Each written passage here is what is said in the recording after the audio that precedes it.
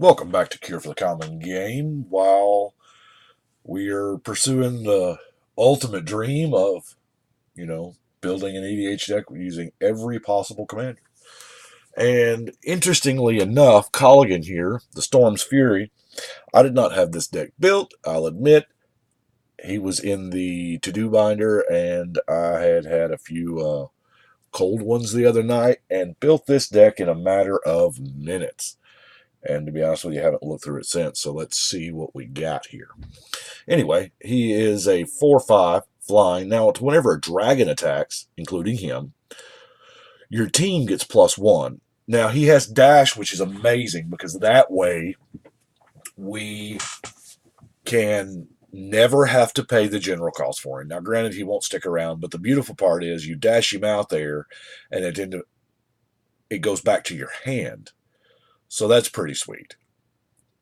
So, anyway, let's refocus a little bit. So the first thing, we'll see how Tipsy Brown builds a deck here. Udvara Hellkite is obviously the first card. It has another whenever a dragon attacks trigger. Now, granted, he's double dragon. He's going to double all your dragons that attack, so that is pretty sweet. Get back up here. We have the Boneyard Scourge. That seems a little far. I mean, I'm having trouble. Get in there.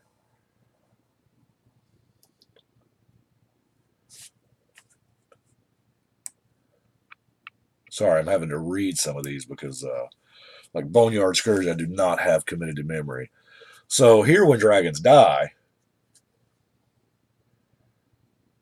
you can bring him back from the dead. So that's cool.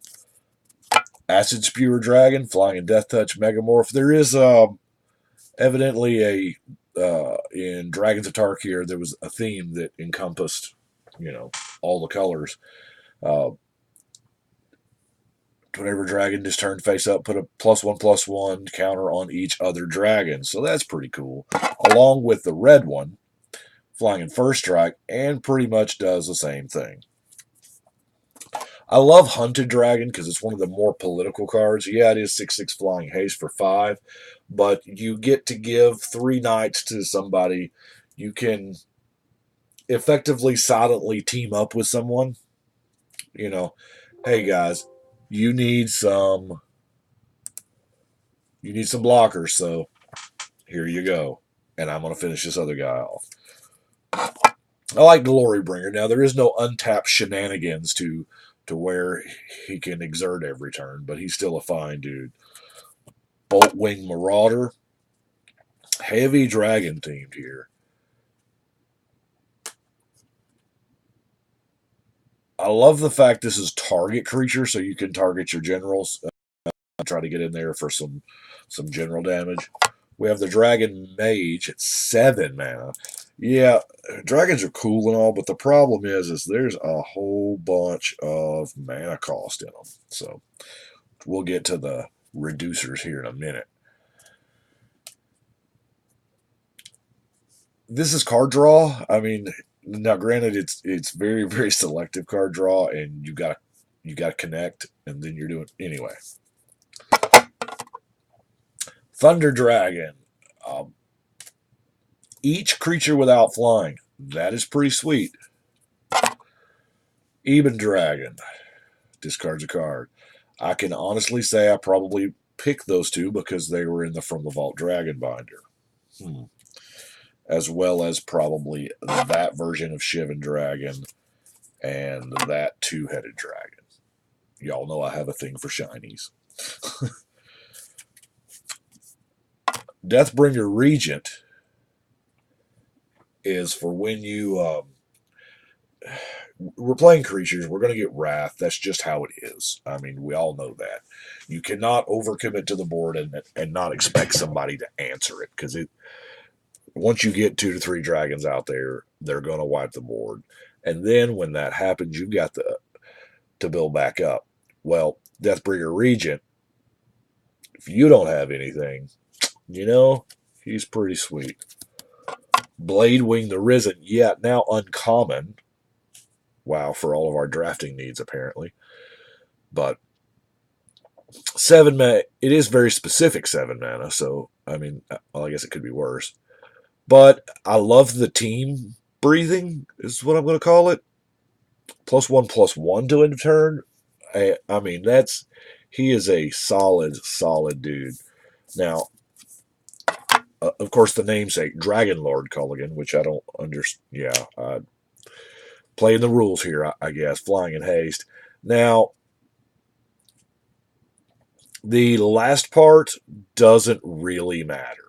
You know, he is a 6/5 flying haster that grants haste to your team. The only, um, my son actually has a Dragon Lord Kolaghan built, and when we were playing against the zombie horde, this card dominated because you're actually casting the zombie deck is casting those tokens. So yeah, that was fun. It was an instant win actually. Noxious Dragon. Kill that Eternal Witness, I guess. I don't know. Ryusei, the one that, if they don't kill him, there's a problem. If they do kill him, there's a problem. So I love Ryusei. Pretty easy to cast. Steel Hellkite. Just a good answer to a lot of things. Bogard and Hellkite. This was way cooler when you could storm into it. At 8 mana, 5/5, flash flying. I mean, the flash will matter. 8 mana is not that big of a deal in our format. But Hellkite Igniter. Now, you haven't seen a lot of artifacts yet, but you will in a minute. So this is Hellkite Igniter is going to get pretty decent. And of course, the last dragon is Mordant Dragon. Also hurts their dudes. Now, all those expensive dragons, of course, I'm going to have these Dragon Speaker Shaman to make them cost 2 less, and the Servant for 1. And the only other non-artifact is I do classify Dark Ritual as ramp because you know what? It's the original ramp. Sure enough, he is. We have Rakdos Cluestone. We have Rakdos Key Rune. We have Sisay's Rune. Mind Stone. Worn Power Stone. Rakdos Signet. Pillar of Origins. Pillar of Origins I really like because, I mean, it is 2 and you get black or red. Of course, we can't have it without the Kolaghan there. His monument. I mean, it is his deck. Of course, the ultimate turn 1 is you land, you Soul Ring into like one of the 2 diamonds. That's the plan anyway. The border post, I would love to have enemy color border post. I think these things were just outstanding. And I use them a lot. Y'all know that. I'd love to have, come on, Wizards, enemy border post. The cameo, Darksteel Ingot, and Manolith to round out the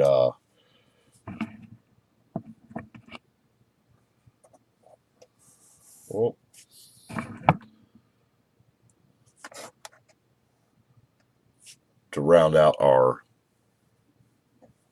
crazy mana ramp. Now, got a lot of removal too, and apparently I went nuts on the removal. The spot removal, I'm just going to blow through these real quick. Murder, Terror, Doomblade, Terminate, Rakdos Charm. I put a Wrecking Ball in here? Maze of Ith is probably the reason why for the Wrecking Ball. Because that's about the only, reason I... And then to kill up some little dudes, Pyroclasm type effects and Pyroclasm Steam Blast, Earthquake, Starstorm. Now, Meteor Blast is some sweet action. I love the fact that it's 4 damage and it's selective. It's not everything. So, and the way that works on this particular card, it is so beautiful. It's one of those dang commander only cards, but you can pinpoint all the creatures you want to take 4 damage and leave the rest alone. That is what is beautiful in my opinion. Kindred Charge. I don't even know what this card does. I got to read it. Choose a creature type. Dragons, obviously. Wow. So we're going to double dragon for 1 turn. Double our team. That's pretty sweet. Comet Storm. Wretched Confluence. In Garrick's wake, since we are, talking about big mana here, one-sided Wraths tend to be pretty good.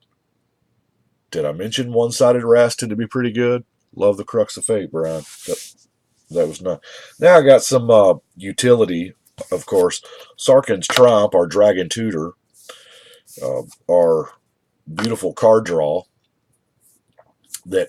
This is the card draw that does make people, have bad feelings towards you. Diabolic Tutor's our other tutor. Emblem of the Warmind's going to give your team haste. So that's... I started using Emblem of the Warmind when I ran out of fervors. Similar, but different. Yeah. Rakdos's Return, because this was to be honest with you, I thought this was the card out of Return to Ravnica. I knew it. I was like, whose bright idea was it to combine Fireball and Mind Twist? Oh my gosh. And yet, it didn't really do anything. But in our format, it totally can. Because Rakdos Return, this Joker is, it's a beating. Odds are you're going to throw tons of mana into it. Not just however many cards they got in their hand. It's a fireball that says, oh yeah, discard a ton of cards. That's what it is. It'd go great in a lot of discard deck. Anyway, y'all know what's in there. And then our last non-land card, of course, is Swiftfoot Boost to try to protect our general. This particular deck, let's see if Brian put any crazy lands. Unclaimed Territory is just a shoe-in. Obviously we know that. This Joker's climbed in price recently. Thank you, Modern Humans, I guess, or whatever. Well, I wasn't totally gone. Rogue's Passage. Didn't manage. I want to talk about the cycle deserts. I'm running these like in every deck I can. Now, 3 colors I tend to not to.